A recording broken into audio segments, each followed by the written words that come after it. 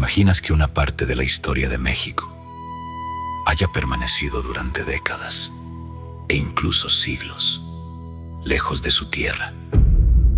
Objetos sagrados, esculturas, vasijas, máscaras y piezas únicas creadas por nuestros antepasados fueron llevadas al extranjero por diferentes circunstancias, dejando un enorme vacío en el patrimonio cultural de nuestra nación. Pero hoy, una gran noticia llena de orgullo el corazón de millones de mexicanos. Poco a poco, esos tesoros ancestrales están regresando a casa.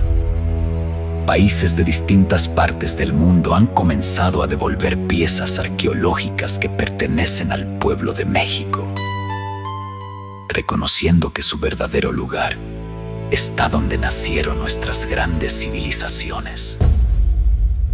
Cada objeto recuperado representa mucho más que una simple pieza de museo. Es un fragmento de nuestra identidad, de nuestras raíces y de la memoria de pueblos como los mexicas, mayas, zapotecas, mixtecos, olmecas, purépechas y muchas otras culturas que construyeron una de las herencias más extraordinarias de la humanidad. Este esfuerzo demuestra que la historia no tiene precio y que el patrimonio cultural no debe ser visto como una mercancía, sino como un legado que une generaciones y fortalece el orgullo de ser mexicanos.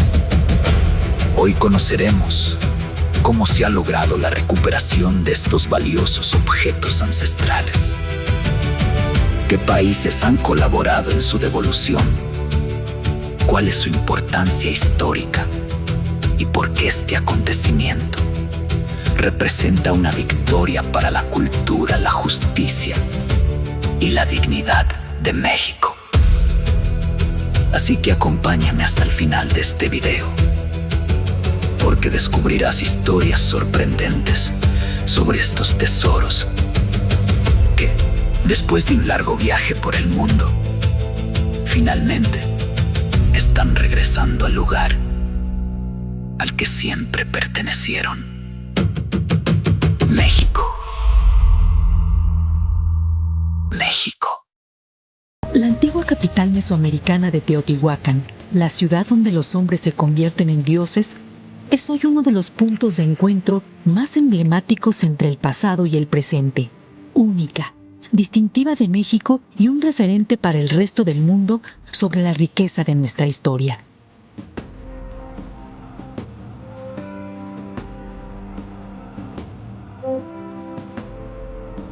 Para dignificar los espacios y el disfrute de nacionales y extranjeros que la visitan, el Gobierno de México, a través del proyecto Mundial Social, realizó una importante inversión para mejorar sus servicios y renovar sus 3 museos. Así, en lo que fuera el primer museo de sitio de la zona arqueológica, que permaneció cerrado durante 2 décadas, se modernizó la infraestructura arquitectónica y se diseñaron elementos museográficos acordes a un nuevo guión narrativo para mostrar más de 170 piezas, muchas de ellas nunca antes exhibidas, que son muestra de la magnificencia de la cultura teotihuacana y que datan de entre los primeros 650 años de nuestra era. Estas obras magistrales dan cuenta del devenir de Teotihuacán, de aldea a gran metrópoli, del trabajo y especialización que alcanzaron sus antiguos pobladores, de la vida vibrante de la ciudad, de los intercambios comerciales que alcanzaron latitudes lejanas, los barrios que la conformaron, el culto a sus deidades y también de su caída y abandono. De manera temporal, este museo también comparte sus muros renovados para mostrar al mundo nada más y nada menos que una de las pelotas de hule más antiguas de la historia, proveniente de la comunidad de El Manatí, al sur de Veracruz, testimonio de que en el México antiguo se jugaba a la pelota desde hace más de 3.500 años. Un espacio vivo que es memoria de lo sagrado y ventana al legado del pensamiento teotihuacano, enigmático y seductor. el Museo de la Grandeza Teotihuacana. Gracias, muy buenos días. Con su permiso, Presidenta. Hoy vengo con un equipo maravilloso, la subsecretaria Marina Núñez, que ha llevado un trabajo importante en Patrimonio Vivo. Ella va a presentar al final el taller de innovación de Original, que en algún momento la Presidenta comentó, que es parte de una política integral de trabajo con las y los artesanos. Ya hemos hablado de Original, de Fonart, del nuevo Museo de los Pueblos Indígenas y Afromexicanos, que los invitamos a que lo visiten, y ella va a ampliar un tema fundamental que tiene que ver con la innovación, los derechos colectivos a través de una perspectiva ética, donde no haya intermediación, se le dé el crédito a las y los artesanos, pero a la vez puedan crear con otros diseñadores también jóvenes nuevas piezas que también son muy interesantes y que se van a estar vendiendo en toda nuestra red de tiendas Fonart. También va a presentar Omar Vázquez, director de Lina, quien va a empezar con la presentación, para ahondar en un tema de patrimonio también, patrimonio arqueológico, que tiene que ver con este museo que recién inauguramos, del cual también hablamos muy general, pero que quiero puntualizar ahora con él, que es el Museo de Sitio, que por 20 años estuvo cerrado en Teotihuacán y que hoy se abrió al público con más del 90% de piezas nunca antes expuestas. Entonces, quiero que Omar nos platique más de dónde vienen esas piezas, la profundidad de esta exposición, porque además del patrimonio arqueológico que tenemos, por supuesto, con las pirámides y todo lo que podemos encontrar, es fundamental seguir el trabajo de la vocación, de la investigación y de poner en valor todo ese patrimonio en el contexto también de las culturas vivas, y de eso se trata justamente esa exposición. Entonces, el día de hoy Omar va a hablar del museo y también vamos a dar datos muy importantes de la recuperación del patrimonio, de esas piezas que en coordinación con otros estados, con Cancillería, con otros países, se han recuperado como una política muy importante de este gobierno, y que además se siguen sumando mayores alianzas con otros países para recuperar muchas de las piezas que además son parte de las que se exhiben en muchos de estos espacios. Entonces, Omar, si me permite, Presidenta, que Omar presente los detalles y la profundidad del museo, y también traemos un video. Gracias. Es cuanto. Con su permiso, Presidenta. Muy buenos días a todos y a todas. Me da mucho gusto saludarles y compartir con ustedes, sobre todo, un programa que para el Gobierno de México y por instrucciones de la Presidenta Claudia Sheinbaum Pardo, pues hemos estado trabajando arduamente en colaboración con la Secretaría de Cultura del Gobierno de México y también, por supuesto, con la Secretaría de Relaciones Exteriores, para poder recuperar, repatriar la memoria, la identidad de los pueblos de México a partir de el diálogo permanente con diferentes gobiernos del mundo, que nos ha permitido sobre todo recuperar piezas históricas, piezas arqueológicas de la mayor importancia para la nación mexicana. La siguiente, por favor. Bueno, decirles que en 1 año y 9 meses de lo que va de la actual administración, se ha repatriado 10 veces más objetos culturales que durante el sexenio de Enrique Peña Nieto. Es un dato muy relevante y muy importante. Y en lo que va de la actual administración, hemos recuperado lo que en el sexenio de Felipe Calderón representó el 68% de lo que él recuperó en seis años en todo su periodo. La siguiente, por favor. Aquí está la gráfica, lo podemos ver. Llevamos 3.716 piezas históricas y arqueológicas repatriadas. repatriadas, y aquí están los números absolutos del periodo de Felipe Calderón en todos sus sexenios, 5,479 piezas, y en el de Peña Nieto, 351 piezas arqueológicas e históricas. Y con el presidente Andrés Manuel López Obrador, 14,162 piezas durante 6 años, lo cual suma desde que inició la transformación en 17,878 bienes arqueológicos e históricos y por supuesto también etnográficos. La siguiente, por favor. Bueno, los países de donde recuperamos principalmente este legado cultural son Estados Unidos, con 3,369 piezas repatriadas. Después tendríamos a Italia con 74 piezas, Canadá 133, Francia con 19 y España con 7 piezas al día de hoy. La siguiente, por favor. Bueno, compartir con ustedes algunos ejemplos de las piezas repatriadas más importantes últimamente. Aquí tenemos un cráneo cubierto de teselas de turquesa, que fue repatriado de Países Bajos.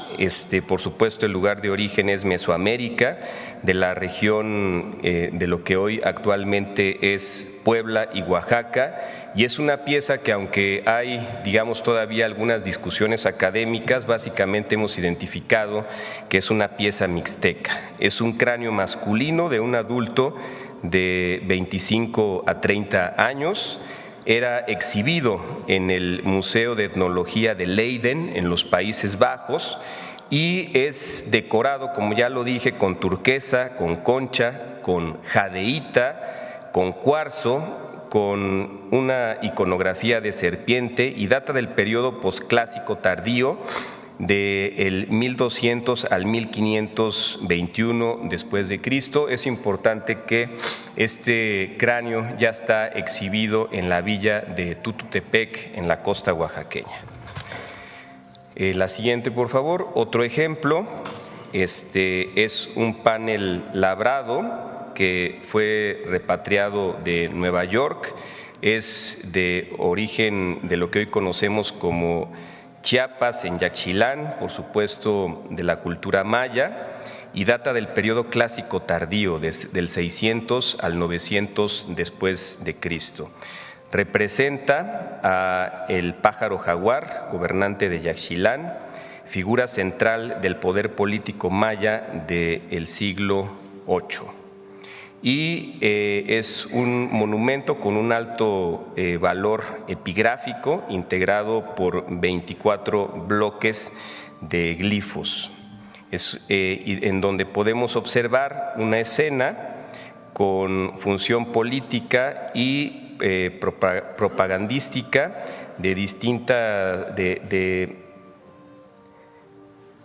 destinada a legitimar vínculos de subordinación y sobre todo de poder. La siguiente, por favor. Bueno, aquí tenemos una escultura también que pudimos repatriar de Nueva York.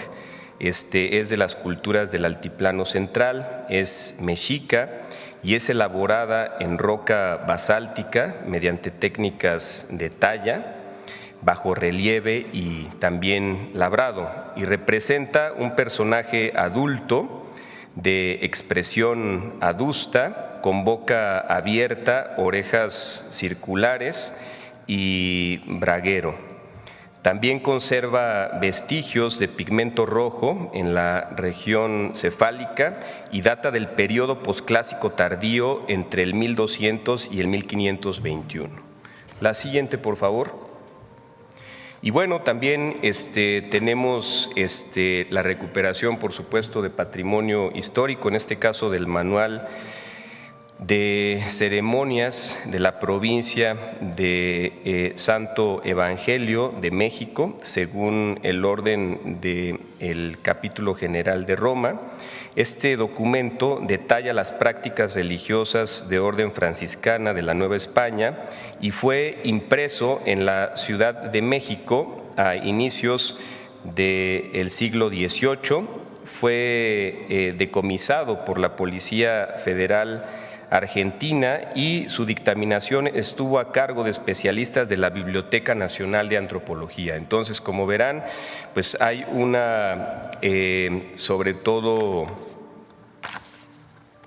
recuperación de patrimonio histórico y arqueológico que se ha estado dando a través del diálogo diplomático en diferentes países del mundo, y vamos a seguir, por instrucciones de la presidenta, por supuesto, con este esfuerzo y determinación para recuperar la memoria, la identidad y, por supuesto, la pertenencia de los pueblos antiguos que nos dan, por supuesto, pertenencia a las generaciones contemporáneas.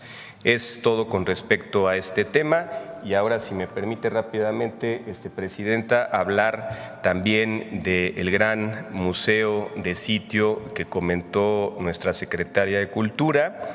Es un museo que ha sido recuperado de los 3 museos que tenemos en la ciudad prehispánica de Teotihuacán, un museo que hace 20 años no se había aperturado.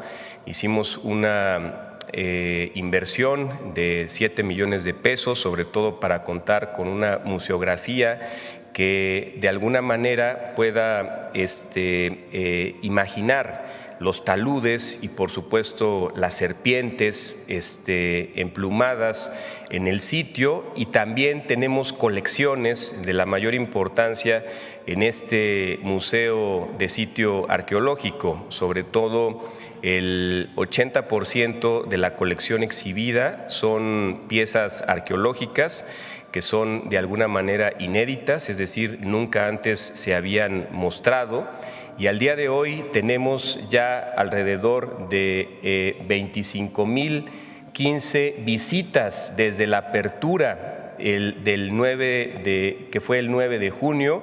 Por lo tanto, pues tenemos una visita muy importante, y ha sido un museo muy visitado y muy reconocido por la visita nacional e internacional. La siguiente, por favor. Bueno, pues un ejemplo que nos parece de la mayor importancia, que es una pelota de hule de hace 3,500 años de antigüedad, que se está exhibiendo en este museo. Es del sitio arqueológico del Manatí.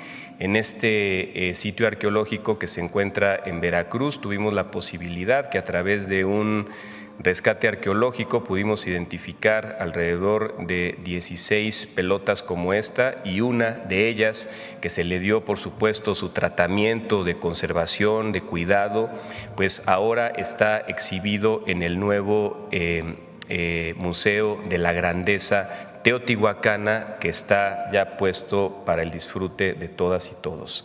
La siguiente, por favor.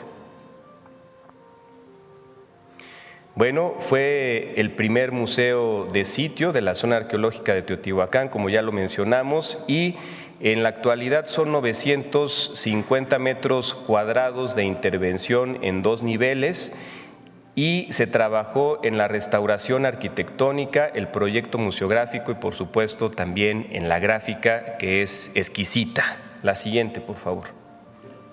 Bueno, pues ahora los invitamos a ver un video de cómo quedó el museo. Estamos muy orgullosos de este trabajo desde la Secretaría de Cultura del Gobierno de México, y, por supuesto, también desde el Instituto Nacional de Antropología e Historia. Muchas gracias.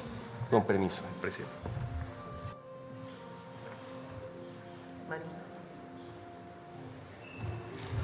Con su permiso, presidenta. Muy buenos días a todos, muchas gracias por la atención. Voy a presentar rápidamente algo que era muy natural que surgiera a partir de un programa como Original, que todos ustedes conocen. Es un programa de atención a artesanas y artesanos que surgió en la Cuarta Transformación y que además puso sobre la mesa por primera vez diversos temas. Uno era la explotación comercial, otro era el aprovechamiento de la iconografía indígena y de los pueblos, de los diversos pueblos originarios por marcas que no formaban parte ni siquiera del entorno nacional, y también sobre los derechos colectivos que ahora ya están regidos por una ley. A partir de esto surgió la necesidad desde las propias comunidades artesanales de conformar un programa de colaboración, un programa que permitiera que los propios artesanos y quienes no pertenecen a las comunidades artesanales pues pudieran hacer colaboraciones con ellos de manera justa, de manera ética y además sobre todo algo en lo que insistimos mucho, respetando una línea básica para este tipo de colaboraciones y quizá para cualquier colaboración comercial, que tiene que ver con la igualdad, ver al otro como un igual, porque entonces sí surgen resultados comerciales que nada tienen que ver en cuanto a beneficio a los pueblos indígenas. Y así salió Taller Original. Taller Original es un espacio que se integró para conformar un sistema de capacitación, de acompañamiento, de laboratorios que hacemos con artesanos.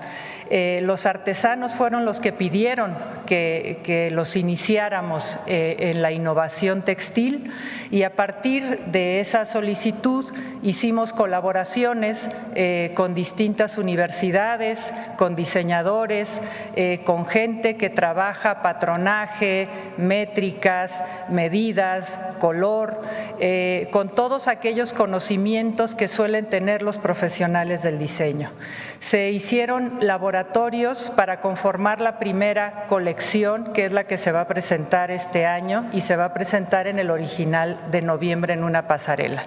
En estos laboratorios participaron 41 maestras y maestros artesanos, de los cuales se seleccionaron 21 piezas. Entendemos un laboratorio como un espacio donde comparten conocimientos, tanto diseñadores como artesanos. De esos conocimientos se experimenta, se conforman modelos específicos de colaboración y empieza la intervención de cada uno de ellos. Conformamos una biblioteca de patronaje que hicimos en estos laboratorios y a partir de ese patronaje se iniciaron pues todos los procesos de producción de las piezas. Las piezas fueron intervenidas en todo sentido, no nada más intervención sobre una pieza hecha, sino también en el diseño de la propia pieza con los artesanos. Los artesanos están aprendiendo patronaje, están aprendiendo otras formas de mostrar lo que ya hacen y están también accediendo a otras demandas de los distintos mercados.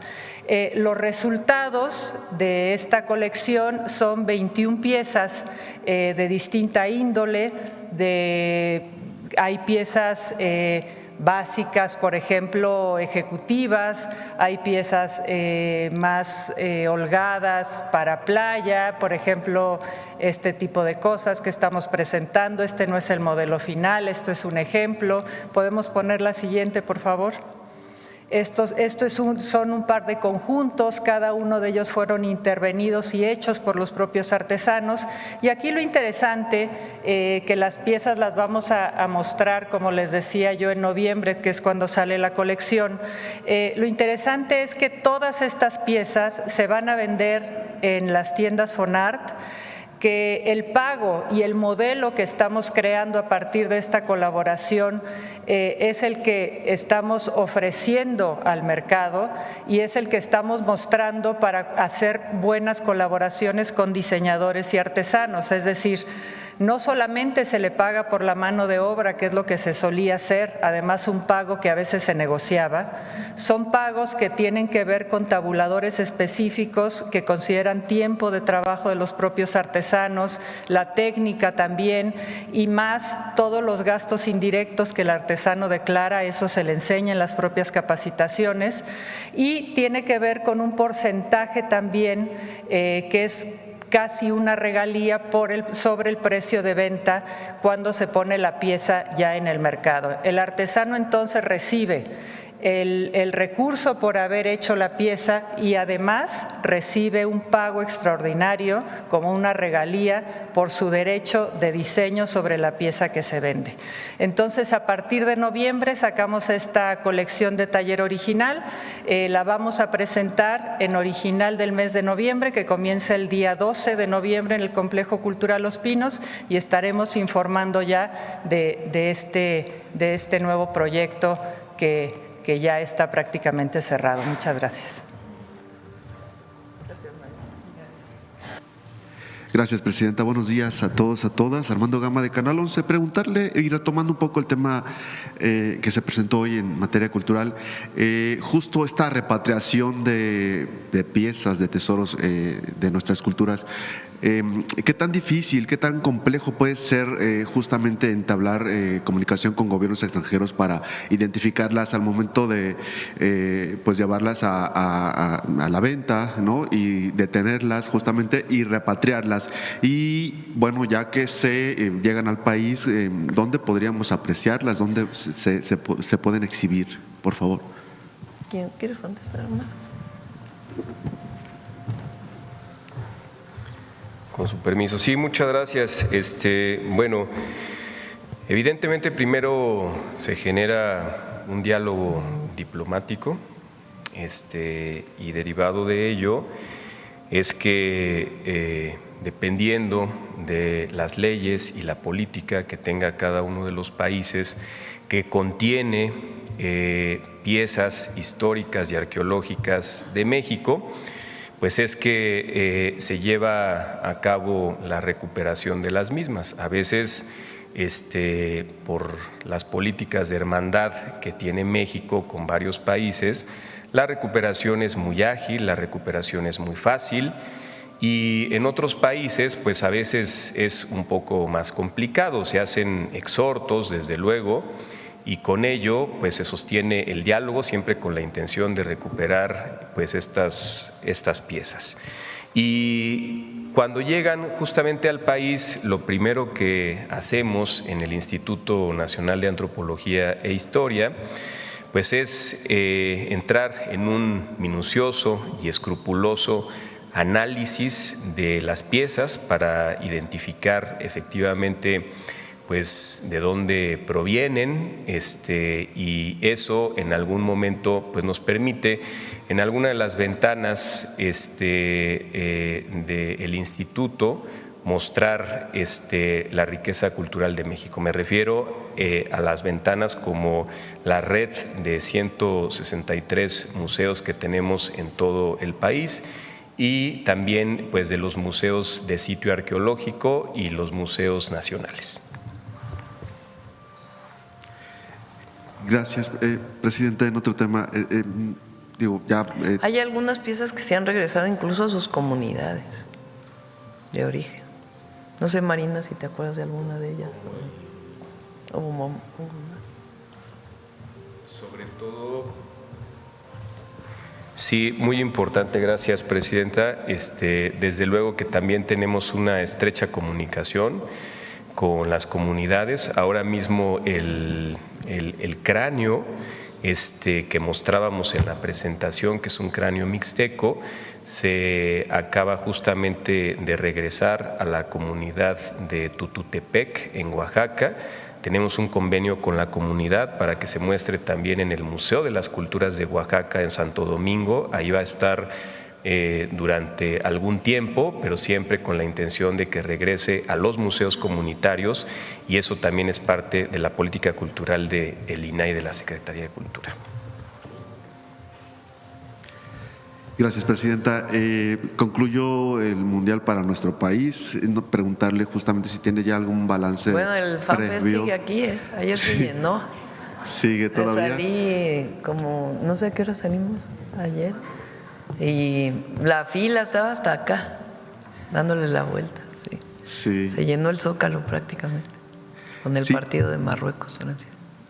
Justo preguntarle si se tiene ya algún balance previo. Sí, estamos esperando a que se cierren los datos Es eso, ¿no? Turismo. Sí, justo, de la derrama económica, los visitantes y bueno, está la imagen que proyectó México al mundo. Hoy justamente hace unos momentos se dio a conocer por parte del INEGI que la recepción de turistas por parte de México creció en mayo más de 5% respecto al año pasado, al mismo periodo del año pasado. Esto incluso previo al Mundial, y justo este crecimiento pues y el evento del Mundial habría impulsado aún más la llegada de turismo. Sí, estamos esperando que Josefina pueda cerrar la información de todo el país y particularmente las 3 sedes para que podamos dar a conocer el impacto en turismo y cultural y de recepción y el impacto que esto significa para México y para las y los mexicanos. Pero de antemano se prevé que fue positivo. Totalmente positivo, muy positivo en el número de turistas que llegaron, pero sobre todo lo que vivieron en México.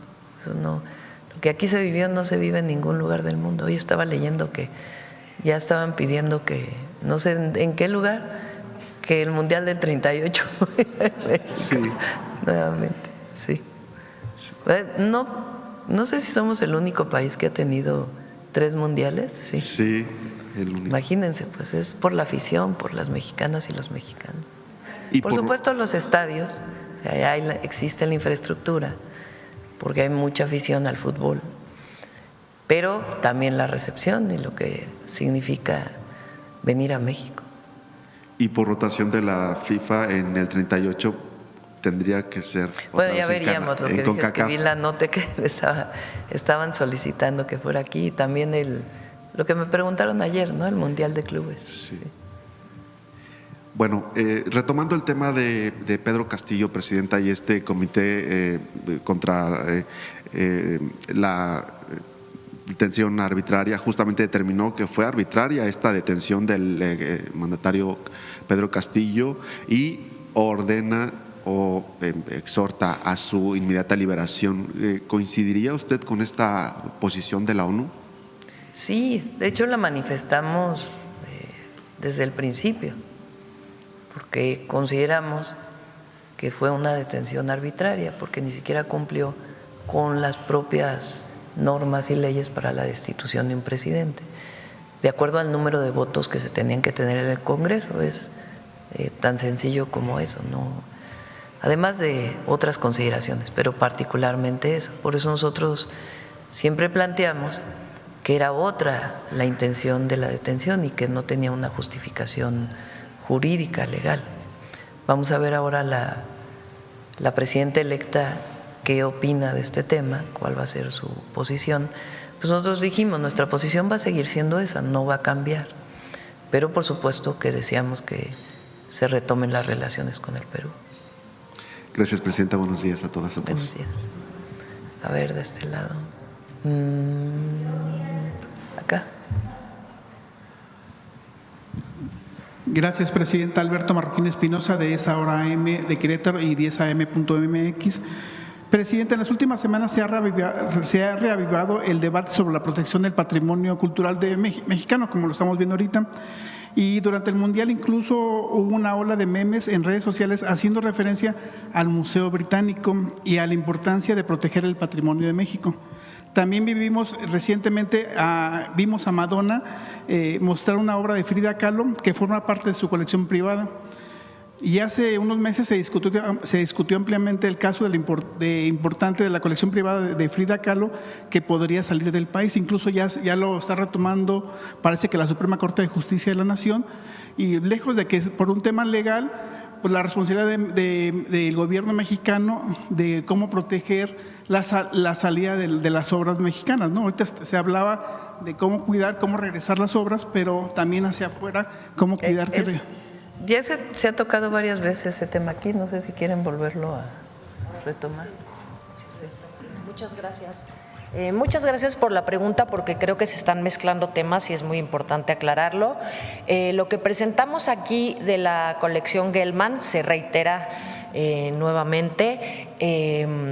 La colección es privada por protección de patrimonio por la ley, solamente puede salir 2 años por la ley de aduanas. El acompañamiento del INVAL es siempre revisar la conservación y, por supuesto, el acompañamiento con los coleccionistas para que estén en óptimas condiciones. Y esta exposición, que termina ya a finales de la siguiente semana, se ha mencionado ya en muchas ocasiones que regresa a los 2 años, en el 2028, y justamente en este término va a regresar a otro estado, que va a ser en Nuevo León, en Monterrey, que va a estar en el Museo Marco, que lo estamos anunciando también la siguiente semana se ahondará, pero está regresando, ya tiene una sede puntual como se acordó, ahora se va a itinerar en Nuevo León. Lo que mencionas de lo otro, de la Suprema Corte, es distinto. Ahí lo que se está hablando es de una petición para que una obra se pueda exportar definitivamente, y está hablando justamente de que el INVAL ha protegido y ha negado que eso pueda ser una exportación definitiva, porque nuestra vocación es la protección del patrimonio y tiene que ver con que está catalogado como patrimonio. Entonces, son cosas distintas. La colección Gelman va y regresa, es privada, pero tiene protección, se regresa y va a estar en Nuevo León. Y lo otro es justamente al revés. Nosotros, desde la Secretaría de Cultura, a través del INVAL, lo que hicimos fue negar, en ese caso específico, que esa obra pudiera exportarse definitivamente. Entonces, en ambos casos estamos cumpliendo con la protección de las obras que tienen patrimonio y con la vocación, que es justamente la preservación, revisar que estén en óptimas condiciones. Entonces, creo que era importante hablar y diferenciar en ambos casos. Gracias, Presidenta. ¿Quieres comentar algo? Gracias. Bueno, también aprovechando, también en Guanajuato se lleva a cabo el Festival Internacional Cervantino. No sé si por año ha sido un éxito, ¿no? O sea, de talla mundial. ¿Cómo duplicar o cómo replicar ese tipo de ejercicios en otros estados, y aprovechando también obviamente la obra del Tren México-Querétaro por ese corredor que puede ser muy importante para temas de cultura? También es una muy buena pregunta, porque, bueno, sí, el Festival Internacional Cervantino es un festival de la Federación, de la Secretaría de Cultura, que se hace en colaboración con el Estado. Este año cumple 54 años, recién se anunció.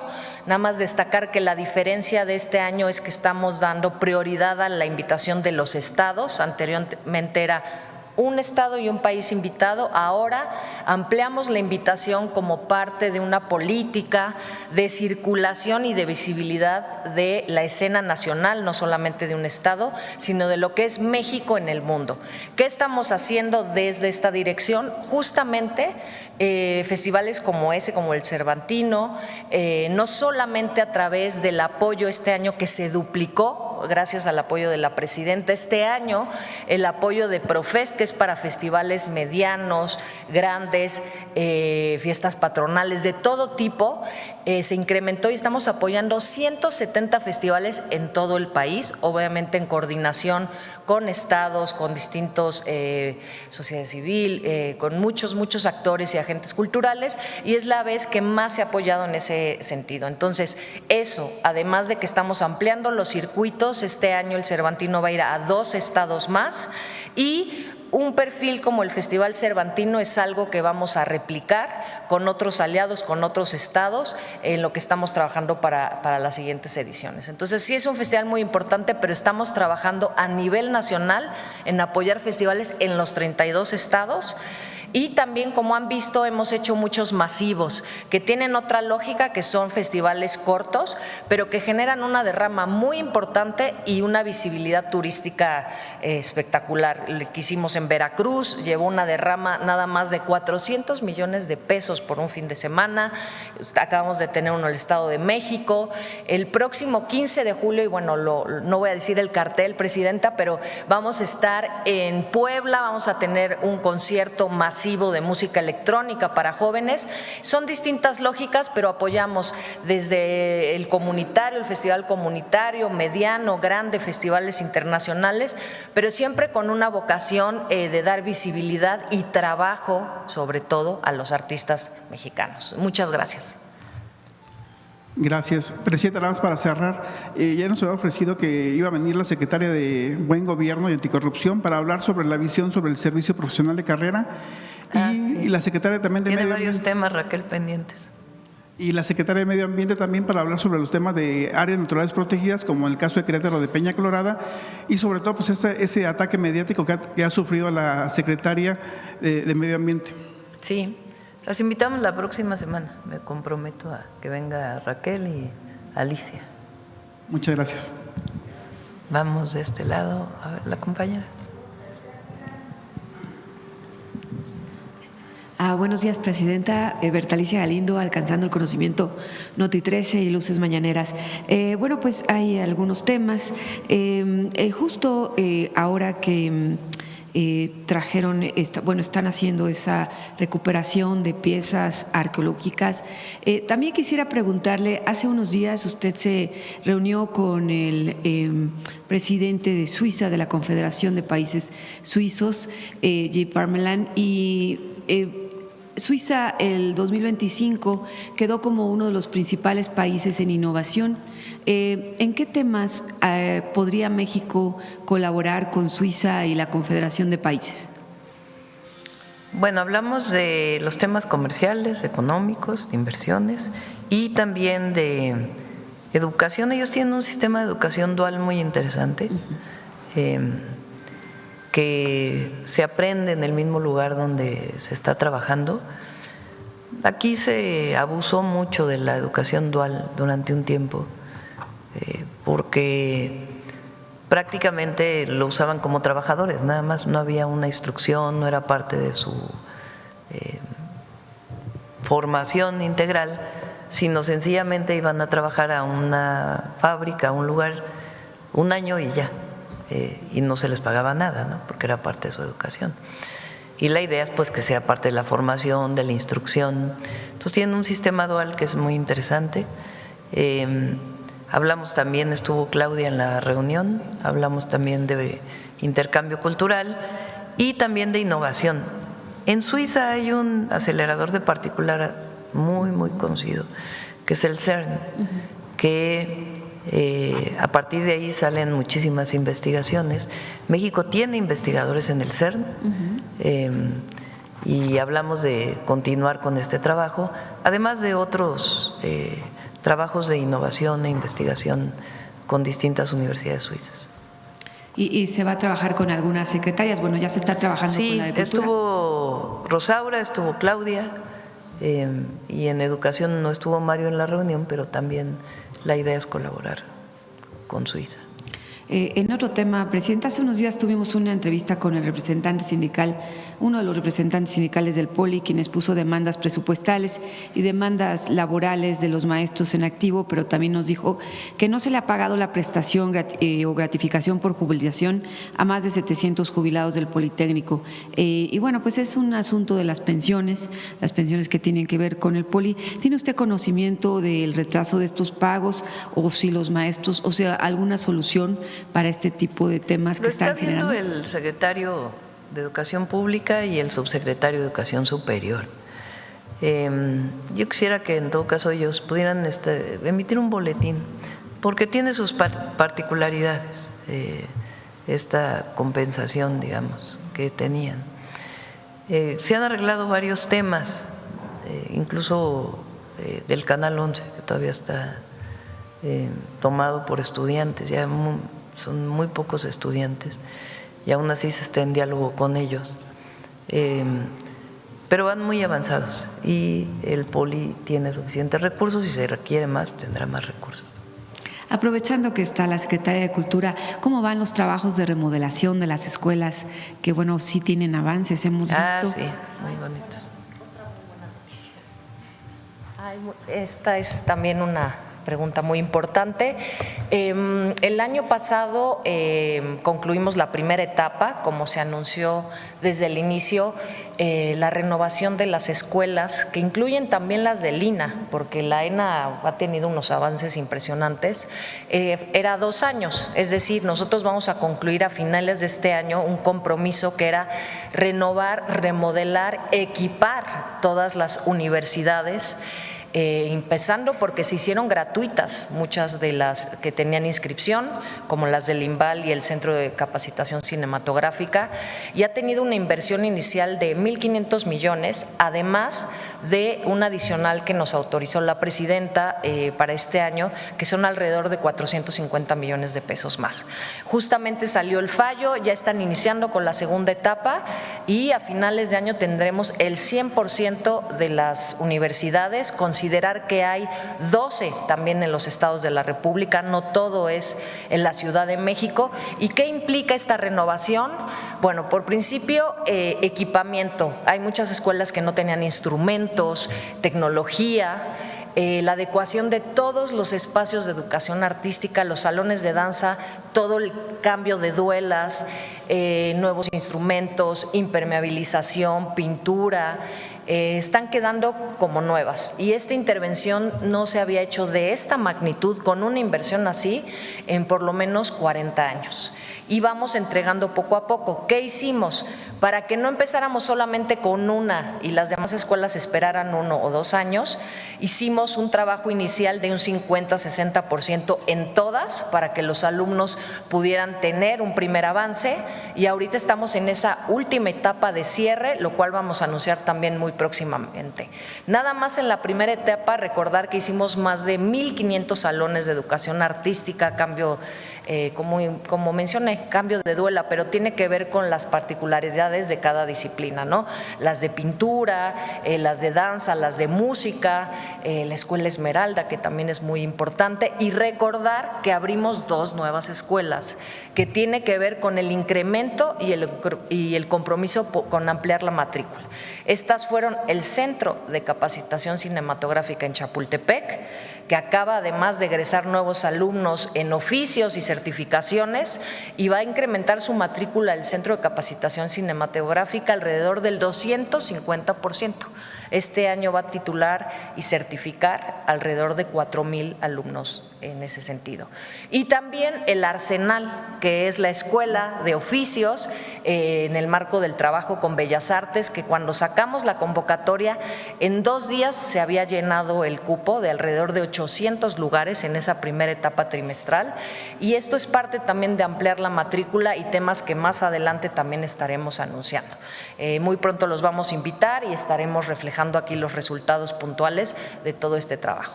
Nada más en ese tema, la Olin Yolisti no pertenece, pero nos dijeron que tenía también muchos problemas de remodelación, pero es de la Ciudad de México. La Olin Yolisti nos tocó en la Ciudad de México, corresponde a la ciudad, y estarán trabajando ahí con ellos. Muchas gracias. Sí, muchas gracias. Presidenta, en los temas de coyuntura nos dicen que Hilda Lozoya no hay un amparo que no le permite ir a la cárcel, entonces, no sé, la FGR dice que no tienen las pruebas suficientes. La FGR ha tenido varios asuntos en donde, va a hacer diferentes procedimientos, pero a la mera hora no resultan. ¿Qué podría usted decir al respecto? Pues tiene que informar la Fiscalía en este caso. Presidenta, en otro tema, nada más para terminar, hace unos días… Por cierto que el otro día mencioné a Ancira que todavía debía, y sí todavía debe, me lo confirmó la Fiscalía. Muy bien. También se está manejando que hay cambios en su gabinete. ¿Esto es posible?